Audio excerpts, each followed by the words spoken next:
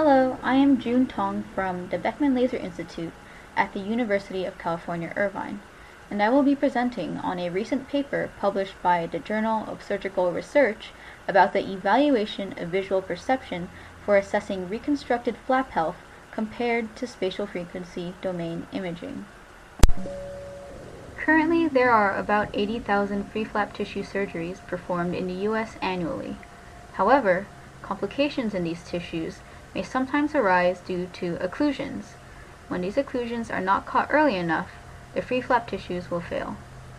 The gold standard for monitoring the tissue flap is through an hourly post-operative check for discoloration. But by the time discoloration from these occlusions are visible through conventional monitoring, the flap can be compromised. Therefore, if we could catch the time when the tissue is beginning to occlude, or become partially occluded, this will provide a better chance at salvaging the flap. Spatial frequency domain imaging, or SFDI, is a unique wide-field imaging modality that has been invented and developed at the Beckman Laser Institute at the University of California, Irvine. It is based on diffuse optical spectroscopic principles and is well suited for quantitative imaging of tissue. In particular, it can generate images of oxygenated hemoglobin, deoxygenated hemoglobin, and oxygen saturation. SFDI is a promising tool for studying tissue flaps since it is a non-invasive technique that can quickly and quantitatively assess large areas of tissue health without the need of a contrast agent. Although SFDI may be a promising modality, it is difficult to measure its benefit without a comparison to basic human monitoring. In this study, we constructed tissue flaps across the abdomen of a pig. One flap would be occluded, while the other would serve as our control. The flaps were occluded for intervals of 25, 50, 75, and 100% of their baseline values to mimic the circumstances of gradual to full flap failure.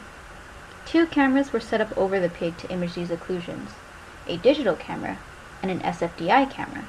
From the digital camera images, we quantified the just noticeable color difference, which is the level that the human eye can perceive color changes. From the SFDI images, we quantified physiological parameters, such as oxygen saturation and total hemoglobin concentration within the flap. Depicted here is a sample result from a typical venous occlusion in our study. In the top row, we have the images captured from the digital camera at the different occlusion levels. The second row overlays the just noticeable color difference over the digital camera images. We observed that color changes were not able to be perceived until 75% occlusion. The third row overlays the change in total hemoglobin concentration from SFDI over the digital color images.